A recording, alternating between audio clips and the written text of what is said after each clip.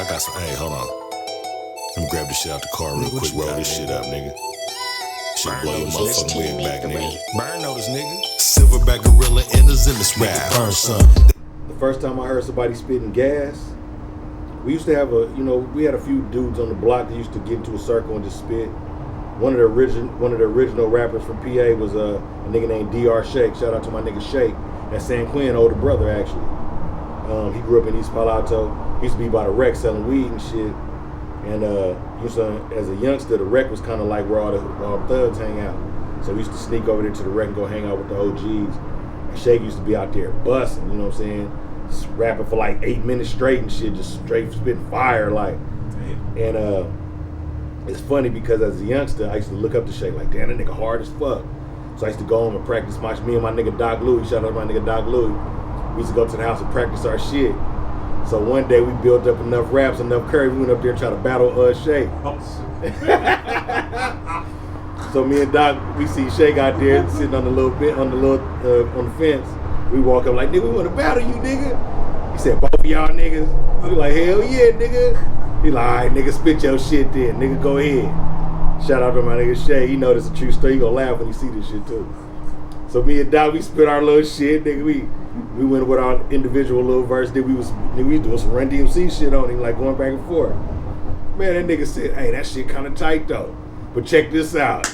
And went in on us. Hey, that nigga went in on us for about 8 minutes. That nigga talked about what we had on. That nigga talked about we were selling Barron weed and all kind of shit. That nigga went in on us. And but that, you know what I'm saying, it didn't hurt our feelings. We was laughing at the shit like, damn, that nigga ate our ass up. But what Shake did, and I don't know if he noticed, he sent us back to the drawing board like a motherfucker. Oh, hell yeah. So, you know what I'm saying? So shout out to my nigga Shake, you know what I'm saying? Shout out to my nigga Doc Louie, you know what I'm saying? Shit. Some of the, well, I mean, I've seen gas spitting in person. And we could talk about that later, but like, hip hop, corrupt, bro. Gas. Okay. He had a little run. He just had so much gas. He was the epitome of that shit. His game spitting was crazy. And then there's like Brother Lynch. He had gas too. But he's just really, really graphic. He got a you know what I'm saying? You got X-rated. He's really graphic. But I was with all that. I was listening. Have I ever heard somebody gassing? Well, there's different levels to that answer. So, hip hop and rap music, since I was a kid. So, when I was real young, like early 90s and shit, like Big Daddy Kane and shit like that, and you're like, oh, he's busting, you know what I'm saying? Like, this is dope, And then, we on the West Coast, my older cousin would always be showing me like the NWA shit and stuff like that. He's a big Eazy-E fan and shit like that. But so when No Vaseline came out, Ice Cube, dude's talking some shit, you know what I mean? Shout out to Ice Cube, man. Very underrated in the rap game, dude. He should be mentioned in top 5 Dead or Alive like every time, and they always leave him out. And everybody sampled his shit, you know what I'm saying? But anyways, back to it. But then like dudes like Biggie and shit come out and you party and bullshit, and you're like, oh shit, this is on another level, you know what I mean? And you hearing all these cats, and you just like, oh man, he's gas, oh shit, this is gas right here. And you hear like different battle MCs too, you know what I mean? But 1995, when Bad Influence came out with Ann Diddley and fucking Rappin' Ron, holy shit, that shit was on another level. That shit just kind of blew my mind. Rappin' Ron, man, rest in peace, Rappin' Ron. He was just ahead of his time, you know what I'm saying? When I heard his shit, that nigga Ron's back with a bomb set. I'm smoking on, signing on a contract, and you won't never see me sober because I'm always lit. And when I spit, I don't want to hear y'all say shit. Niggas talk shit when I text they ass, while they bitches be begging for a backstage pass. I'm like, woo, that's gas, boy. And his wordplay, his cadence, his delivery, it was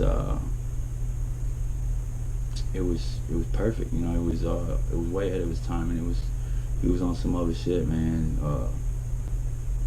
So yeah, that was when I guess that was when I really realized, yeah, that's what gassing is, you know.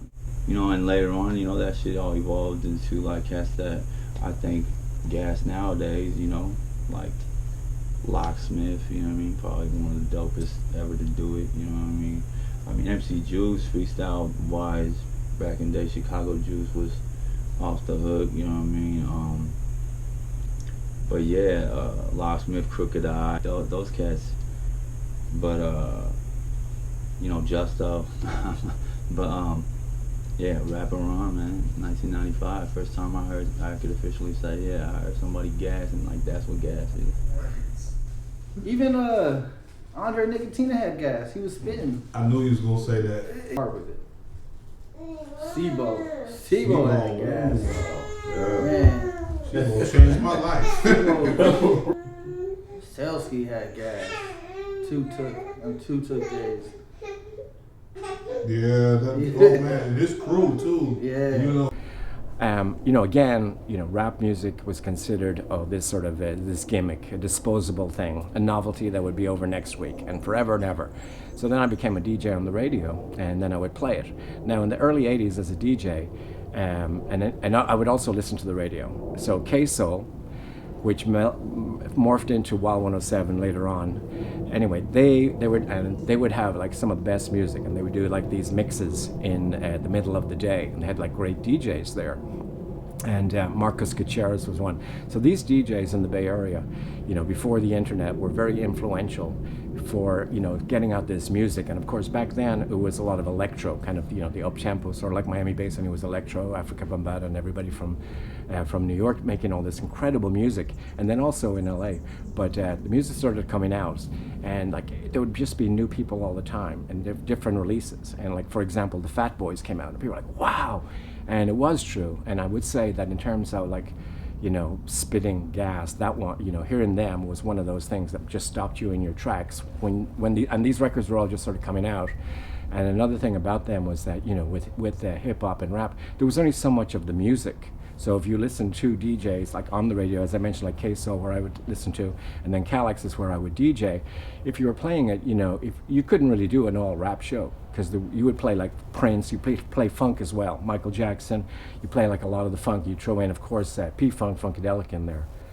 But as time went on, there was more and more people spitting serious gas that, you know, just sort of blew your mind.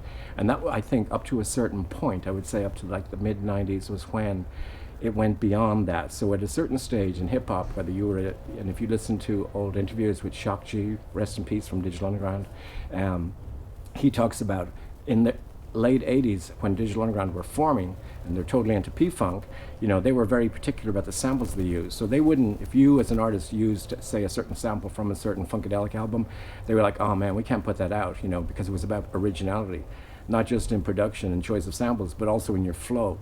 So, you know, all the time when you heard a new artist come out, an MC, they would be spitting fire because that's how they got out, because they had to be unique.